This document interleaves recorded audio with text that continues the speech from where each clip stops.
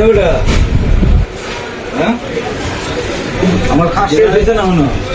না খালি শেষ হয়েছে কালকে সকালে নিলে অনেক এখন সময় হয়েছে 5 দিন হয়েছে বেটা, ওখানে আমি যে কুম্বালা নিমু। ভাই সময় লাগবো কাজের কাজ তাড়াতাড়ি না আরে কি আর তাড়াতাড়ি হয়েছে না, কালকা হলো আমি 2 লাখ টাকা গরু কিনছি, মাংস কইতে মুখে। হ্যাঁ, মাংস কইতে মু, মাংস আমি এমন হবো আরে প্রকৃত এই কথাটা। এই বেটা তুই এটা 2 লাখ টাকা গরু কিনছিস ফ্রিতে বেরোতে বলে গরু কিনছি 2 লাখ টাকা দা, এটা আগের দিন আছে এটা ওখানের যুগ হলো ডিজিটাল যুগ।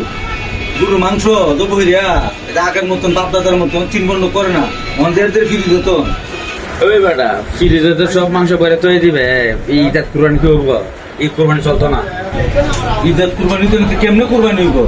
নইব তুমি বুঝো নাই, মাংস 3 বন্ডক করতে হইব। 1 বন্ডক আত্মীয় দিবা, আরেক বন্ডক গরু গরু দিবা, আরেক বন্ডক গরু নিবা।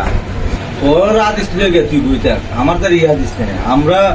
আমি গুরু নিয়েছি 2 লাখ টাকা দিয়া, গুরু ফিরিস ঠিক করতেছি, এর তো ইসলাম মনে আছে 1 সপ্তাহ হয়েছে আমার ফিরিস ঠিক করছে না। ইয়া আইসি করে বলে ফিরিব যে আমি যেটা আমার ইয়ে আছে আমি গুরু দেবো হয়ে যা আমার ফিরিস দূরে তোর ইটা আদিস বুঝিস আমার দ্বারা নাই, তোরা আদিস লেগে তোরা তুই তো এরম আজিস আমার জীবন হচ্ছে না, তোরা কুরবানি তোরা দেয় আমি জায়গা দাদা তোর মতো দিদা তাইছে আমার আদিস উলার করে আদিস উল্লাহ আদিসই হইতেছে, আমরা যে আদিস চিনি না। রোহনের যুগে গুরু গোবইরা যে ফিরি দেবো তোরা আগের যুগ আছে তা আদিস চুদাইতেছে, আদিস উল্লার করে আদিস আমরা চিনি না তারে।